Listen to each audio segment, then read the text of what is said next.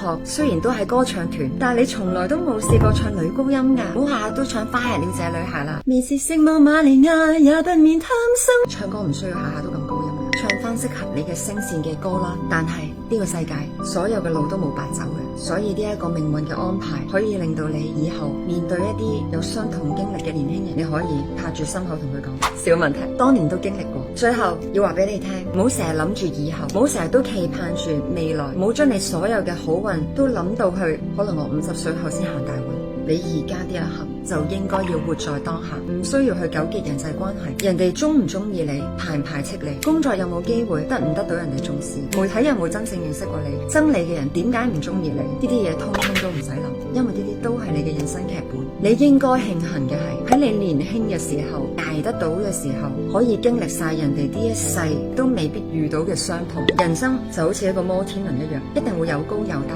早經歷就早通透，所有嘅安排都係最好嘅安排。而有一樣嘢值得高興嘅，要同你講，你由細到大喺度諗自己嘅人生使命係啲乜？呢一個答案喺你40歲之後有啲明。20年前，即係2006年，我嘅22歲，盡情去體驗，就算係痛，都要感受下有幾痛。你唔經歷呢啲痛，點會咁快醒啊？